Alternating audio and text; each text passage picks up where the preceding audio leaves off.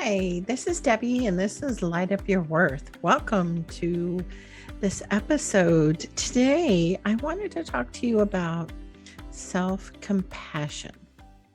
I'm going to start you off with a quote by Dalai Lama. If you want others to be happy, practice compassion. If you want to be happy, practice compassion. So when you think about that, think about compassion. How are you? How are you to yourself? How has your week been? Did you have some interesting challenges to go through? I know for myself this week it was kind of a challenging week. There's some pretty big health things going on with my family, and definitely impacted by those. And so I had to learn and reflect back on trying to be more compassionate for those who are around the situation. And so I had to really think about what that looked like because, as you go through and you are spiritual and you're reaching to become the best version of yourself, perhaps it's being the person who you're meant to be or who you want to be or the vision of where you're going.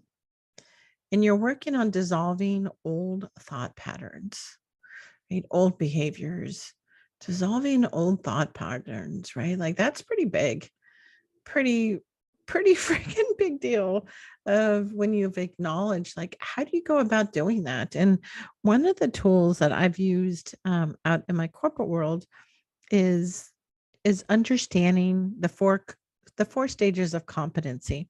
So it's a tool that I picked up in my performance improvement world, and I thought I'd share it here. It was actually created, I think, in the 1970s by Gordon Training Group, by the employee of Noel Birch is who I have found to be quoted in it. And it actually starts out, if you think of four quadrants, right? So in the upper left quadrant is really where we're kind of ignorant. It's called the unconscious competency. And this is when you're in the stages of life of like, you really are kind of clueless that you need to make a change. Maybe you've been doing behavior and you don't even realize you don't know what you don't know. And then we begin to move into where we go and still on the left side and we go down and we're in this awareness, and we call this the conscious incompetency, where we start to realize that, wow, I really need to do better with whatever that skill set is or behavior or knowledge, right? And so you learn that you need to actually improve something. So maybe it's an assessment, maybe it's a test, maybe you've come across something in your work or your home life and your relationships where you then realize that you need to get better. So you have this awareness. Then we go from unconscious competency into what is called the learning mode, really, of conscious competency. And so this is where you start to understand or know how to do something, except as you do it, you actually have to practice and you actually have to concentrate. Um, like right now, I'm looking at my screen, right? Because I've been teaching this, but I thought, oh, I want to make sure, right, that I get it right. And so I'm looking over. So that is probably part of this conscious competency with this. And then we move into what is called the unconscious competency, which is mastery. So you could think about this if you've been learning how to drive, right? At first, you know what you don't know about driving, maybe, or riding a bike. And as you learn it, you still have to, really focus on what you're doing. Once you realize what skills you need, you really know it. And once we're able to do something without really thinking about it, like you just drove home, you're driving now, like most podcasters, you're probably driving or you're doing something else, right? Most podcasts are not listened to while we're just simply sitting there. I mean, that would be kind of nice, right? To have time to be able to do that. But you're probably multitasking now because you are currently doing something that you were unconsciously competent in. And so you're able to then add something else in. So when you think about this, as far as like personal development and our spiritual beliefs and growth of what we're learning, we are really working on dissolving some old thought patterns, some old behaviors, is frequently there. And this week I had that opportunity, right, to practice compassion for myself. Compassion. It was kind of an interesting week of a lot of uncertainty, a lot of things going on. And so I had to really think about, could I be possibly feeling an emotion that I was uncomfortable with in this process? And that answer came back a big, glaring yes, big yes, right? Like there was some pretty big uncertainty, which I think there's a lot of uncertainty right now. And how do we go about keeping ourselves focused and grounded and feeling in a good space and not kind of get caught up in the world? And I speak to it frequently with my guests about the collective energy. There is a collective energy of when you're around somebody else, right? It's in the positive way of it, right? When you bring two people together, the collective energy can be very powerful with creating, with designing. That's why there's a lot of partnerships in business. It's why team dynamics can be so powerful when you bring multiple people together, right? Like your strengths and your weaknesses, or things that come easily to you may not come easily to another, and so you're able to blend them together. And that's why partnerships and collaborations can do so well. But in the flip side of the hand is that energy too can also bring you down. And so with the world events that are happening now, with whether it has to do with conflict or it has to do with the shutdowns and all of that, or the political stuff that's happening, when we pause and we can start to realize, like, how much of this is mine and how much of this is what I call the collective energy. The chances are, if you're listening to this, you are probably an empath or intuitive or whatever term really resonates with you, which in my definition right now today, that would mean that you can feel other people's feelings. There's probably lots of definitions of it, right? If you went to Dr. Google and threw it in there, you'd probably get up more forms, or maybe clearly articulated. But in my simplified version, I always think of, do you feel things that others don't be? Have you been called sensitive? You're probably among who I'm probably speaking to right now, if that really resonates for you, where others maybe aren't as sensitive to the energy around them, or they just don't feel as much or as deeply. And I used to think that everybody felt as deeply as I did. What I realized, and I've shared this, is that that wasn't always the case. I was actually kind of shocked about learning that as I've gotten older and matured. And one of the things that the podcast has really solidified in myself is that with all of these amazing guests that I've interviewed, about 60, is that everybody has felt deeper than those around them. That seems to be a common thread within all of us. And so if you're listening, you are probably feeling something deeper. You're going, yeah. Don't we all feel that? So one of those examples would be, when something didn't go your way, or maybe a relationship broke up, and why others were able to move on faster than you, it might have to do with that, or being able to release something, or not understanding why somebody could let something go easier than you. You're probably, if any of that resonates, and then you probably fall into the same camp that I'm talking about, this empathy or being intuitive. So what does that have to do with the stages of incompetency? How does that come back to compassion? Why am I sharing that? Well, part of it is, or my intention is really, is to understand as we go through and we're dissolving some of those old thought patterns that really don't serve us anymore. And this is a big thing that we work on in the spiritual or the self-development communities, is that we are letting go of things that no longer serve us. So for instance, we learn right? As an adult, you would never go up, well, at least I don't think you would go up and touch a hot stove. You know that it's hot and it's going to burn you. You learn that as you were going through these 4 levels of incompetency as a child.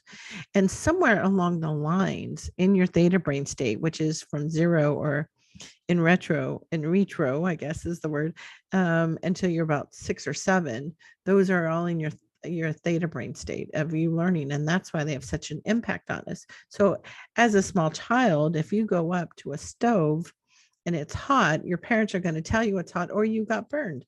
And so that then gets stored into that whole unconscious competency. As an adult, I don't have to be told that that stove is going to burn me or the oven's going to burn me if it's hot. So now say that I want to take another pattern, another behavioral, and one that is feeling pretty frequently these days is a bit of overwhelm, which can then turn into anxieties. And so when you go through a big week, like I had a super emotional big week, there was a lot of uncomfortableness that was happening in walking through this event, and I had to practice compassion for myself. And because it doesn't serve anybody if I don't have compassion for myself and take care of myself. And just like they say in the airplanes, you must put on the oxygen mask first before you can help others. And so I had to remember that self-compassion and remember to put on that oxygen mask for myself. So what does dissolving old thought patterns have to do with this, right? Well, if I started to feel something uncomfortable with, and I'm really working on how I sit in the unknown. Are you feeling uncomfortable frequently? How do we actually change that? So I thought what I do is introduce you to, and perhaps you are already familiar with them, is Abraham Maslow's The Hierarchy of Needs. So this is based out of a 1954 book called Motivation and Personalities. And Abraham Maslow was around April 1st through from 1908 to June 8th, 1970. And it's been one of my go-to for a good 15 years now, I would say 15, 20 years.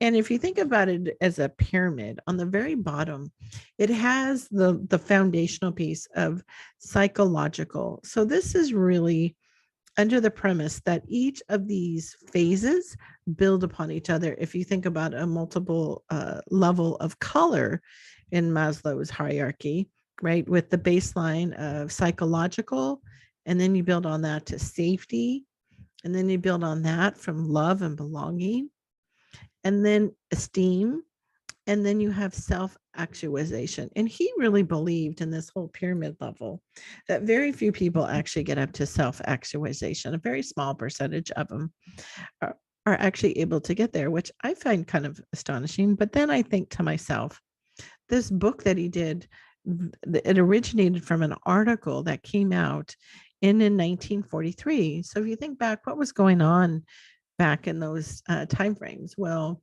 we were in World War II. Can you imagine putting out something that has to do with positivity and really our own motivation with our own personalities? It took it a while, right, for it to catch on and become more accepted. So humble me here, or maybe that's not the word, but just follow me through this. So the psychological is really some of our very basic needs. We need to be able to have air, water, be able to use the bathroom, right? Some really basic needs come into this whole psychological part of us to be able to understand that. And so if you're in this mode, right, of trying to work on something and you don't have a place to live, if you are working on something and it's you're struggling to have some basic things like food in your house, keeping your utilities on, when you're going through these struggles, what happens is you get down to where you're going to be in this psychological, in the heart, Maslow's hierarchy of needs. So you're going to be down in that level until you can actually get a basics of some resemblance of a foundation in place before you're then able to move up into safety. Now, safety can be some really basic things. It can be that you feel safe in where you live, in your environment. It can also be, though, that we have some self-imposed expectations of fulfillment, of wanting more, and wanting more of, maybe it's more money, maybe you want a bigger house, maybe you want some new shoes. Maybe you're stretching yourself to really get through school, get through an education, be certified in something that you're doing, and you're really working towards something. But what can actually happen sometimes with that is that we can become overwhelmed. And when we want more and we're pushing ourselves, this overwhelmness can actually show itself with anxiety and worry. And so, in the Maslow's hierarchy of needs, when we talk about safety, this is where anxiety and worry can fall into our progress. So, say you've been working in this Maslow's, and you've come across, and you have the basics down. You have your, housing's not an issue. You're able to cover your basic needs, and then you run into where you start feeling yourself a little bit overwhelmed towards, and maybe the goals or the progress that you're making on certain areas of your life. And then we fall into where we start worrying and we have anxieties. What that does is it kind of like limits us to be able to then woke up into the love and the belonging, our own self-esteem and self-actualization. It actually kind of paralyzes us with that anxiety and worry. I had heard a quote a while back, and it talks about that you can't actually be happy and worry in the exact same moment. And I remember hearing about that and thinking, well, you know what? That's actually true. How can I be happy in this exact moment and worry? So sometimes what we do is we worry so much that we actually can hurt ourselves by not having that self-compassion, right? We put such high expectations, not only on ourselves, but of others. But I think really it goes back to the expectations we have of ourselves. And why do we do that? Why do we put those on? It really goes back to dissolving old thought patterns that no longer serve us. And so we don't want to feel those uncomfortable feelings. And so we get into kind of like this cycle of anxiety and worry where we make progress towards our goals, and then we get overwhelmed with being able to fulfill our own expectations.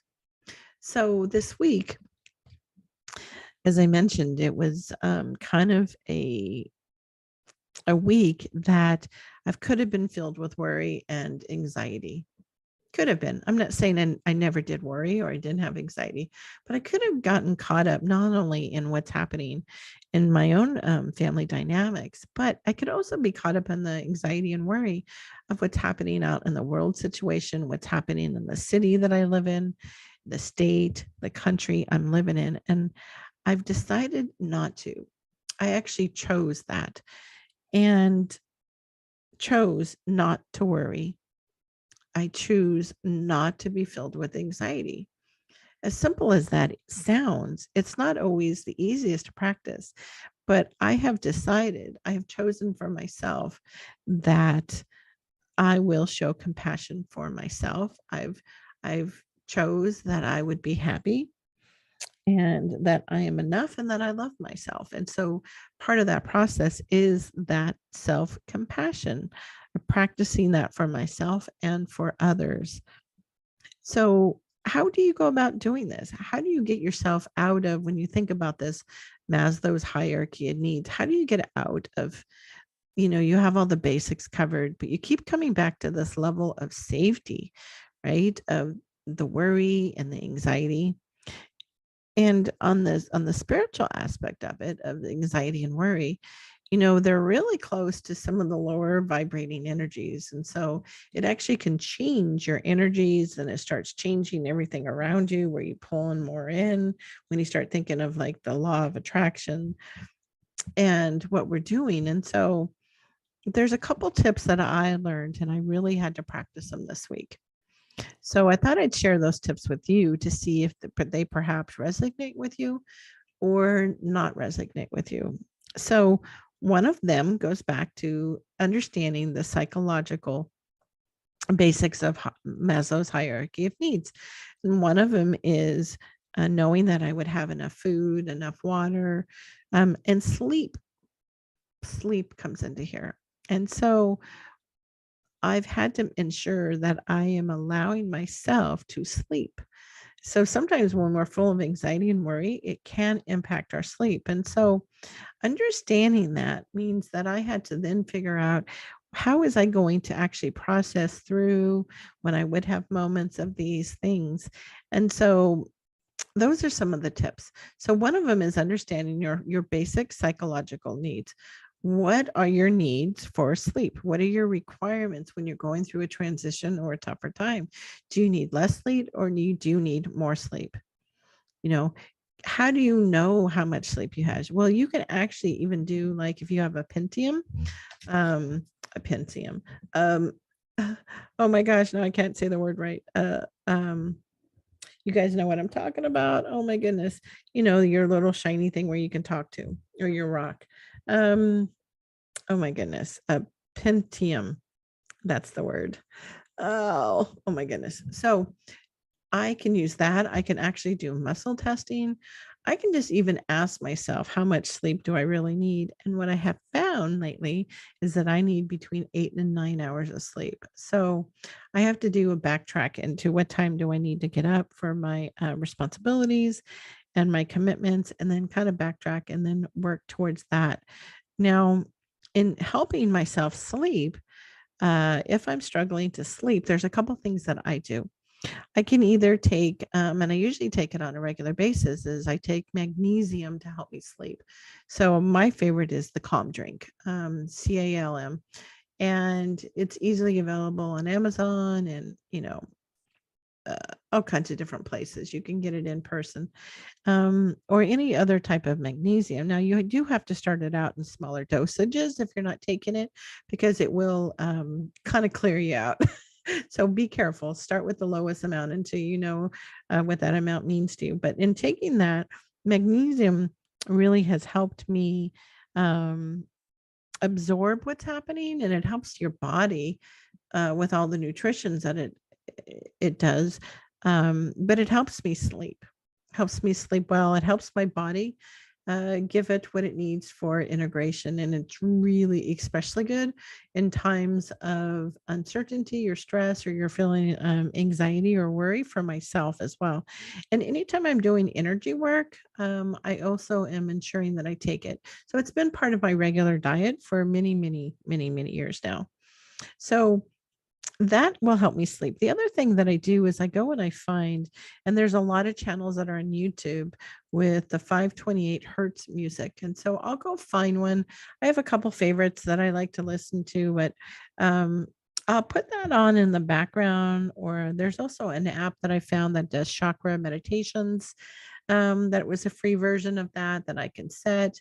I also listen to like healing, energetic healing modality. So I, as an advanced sacred soul alignment practitioner, I have access to where I've created my own meditations to help me, or I listen to my mentors and will fall asleep when all that energy starts happening. So I can play that in the background. I've created a couple playlists on my iPad, and so I can put that on also to help me sleep, because I found that sleep has been a really big thing to help me adjust. So hopefully you can first understand, how much sleep do you really need?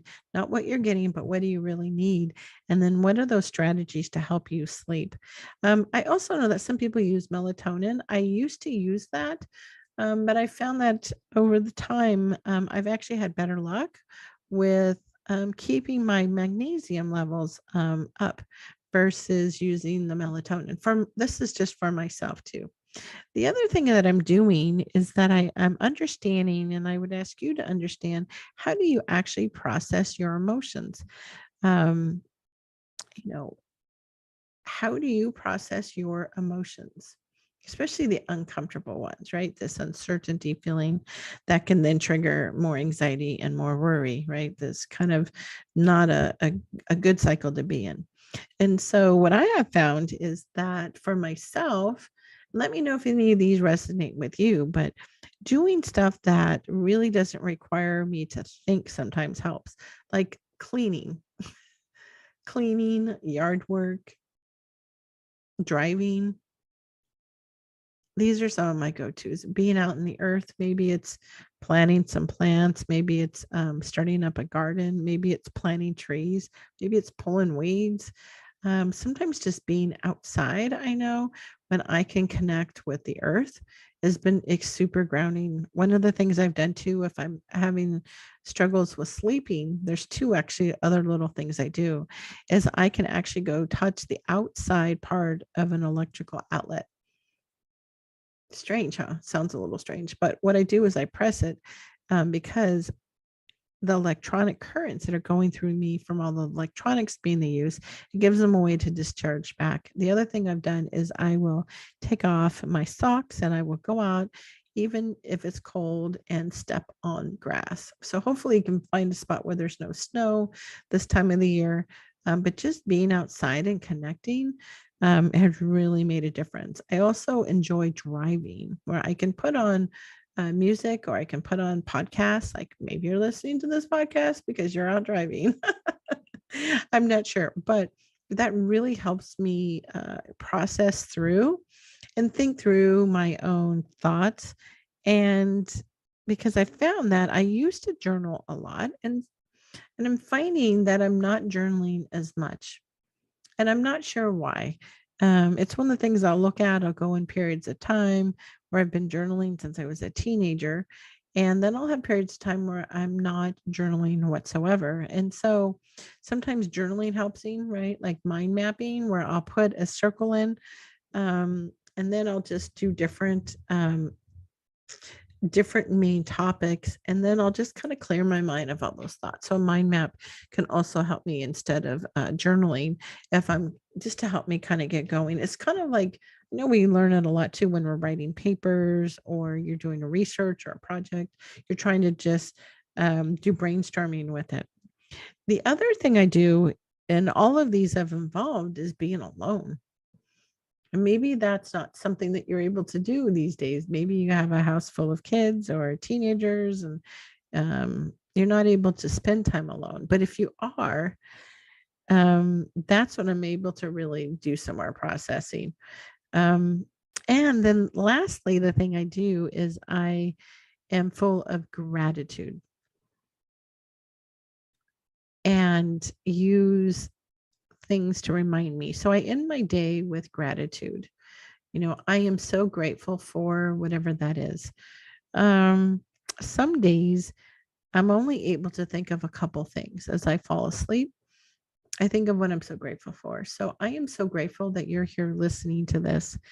I am so grateful that I live in a world where, as a female, I am able to do a podcast. I'm so grateful for the software that I'm able to do this. I'm so grateful that I've had opportunities to learn in my life, to have these experiences. I also have read over the years, you can have a gratitude journal. I know that really has worked in moments of time where I'm struggling every day to find that gratitude.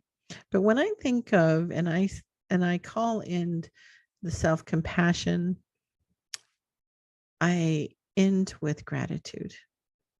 And I really want to breathe into it and feel it in my soul. And sometimes I'm not able to do that, and that's okay, right? I am so grateful that I'm able to have both experiences.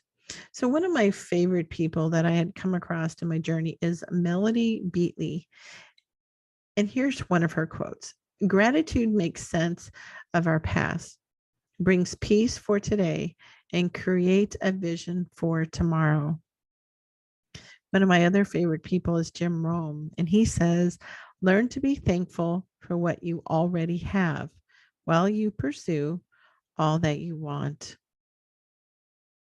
Because as we're learning, right? Anxiety and worry are really about self imposed expectations of fulfillment, right? The more we want, sometimes it can cause overwhelm. So have that compassion for yourself. Learn to find out, how do you actually process your emotions?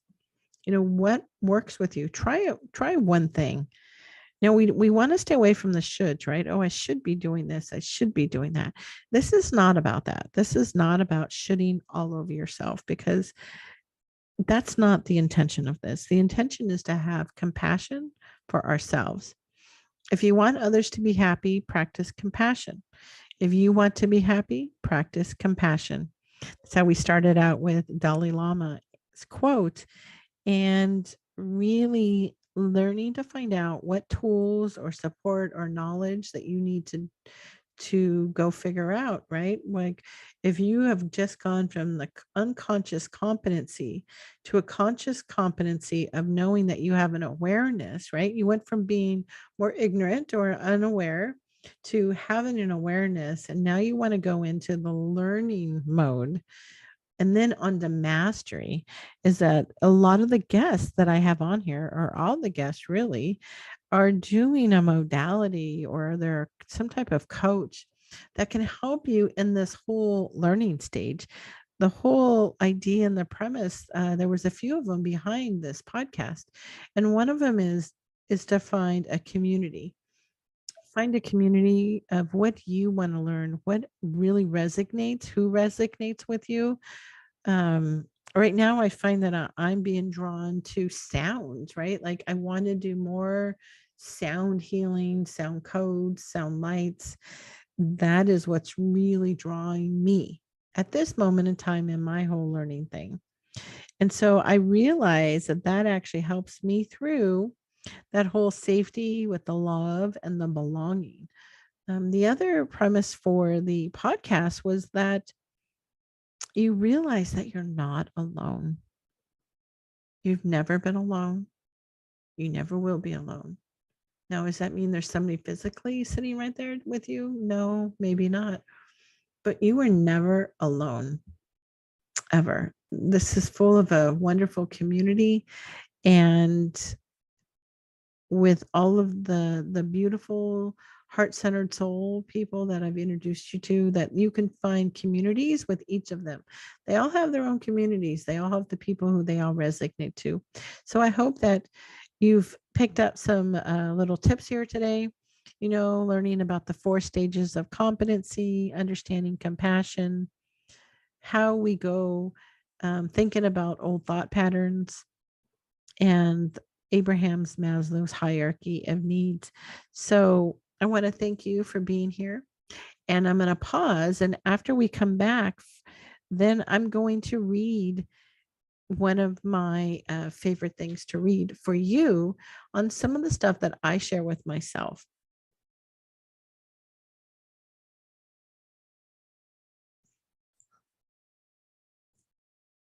So, welcome back.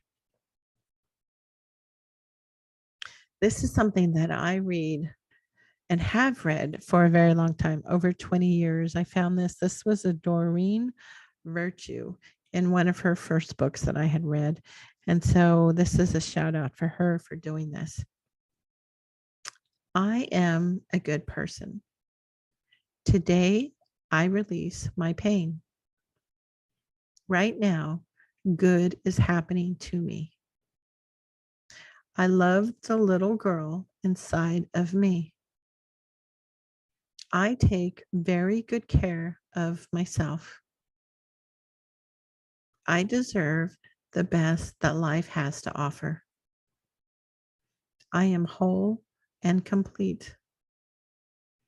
I give myself permission to take care of my needs.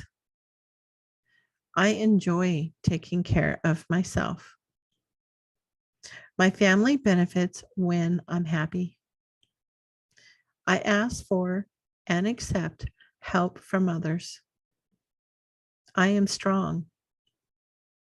I believe in my dreams. I can achieve whatever I can see. Today, I am taking steps towards realizing my dreams. If it is going to be, it is up to me. I accept challenges. I am creative. I am a good problem solver. I have common sense. I am a successful person. I manage my finances well. I surround myself with loving people. I expect and deserve fulfilling relationships. I attract happy, healthy people into my life. I am investing in my future. It feels good to take care of myself. I reward myself for my efforts. This is the perfect time to work towards my dreams. I trust my judgment and inner voice. I am intuitive. I follow the path that is best for me. I express my feelings. It is okay for me to be honest. I am always in good company. I am safe and secure. I expect the best to happen. Good things are happening to me right now. I am planting seeds for my future. I enjoy my successes. I accept compliments. I take calculated risks. I am making a wish list and it is being fulfilled. All my dreams are coming true. Life is a wonderful journey. My body is perfect, healthy, and whole. I hoped you enjoyed that. I want to send you all out love and sunshine and know that you are never alone. You have value. You are so worthy of everything that you want, that you need. When you think about your Maslow's hierarchy of needs, think about how and where are you? Are you in the psychological, the safety, the love and belonging, esteem, or in the self actualization? And know that if you are down in the safety or the psychological, that you are working towards changing that. You're dissolving old thoughts and patterns and beliefs. That is changing your life simply by being the person you are meant to be, and that you can do this. So, sending you much love and sunshine. So, we will see you soon.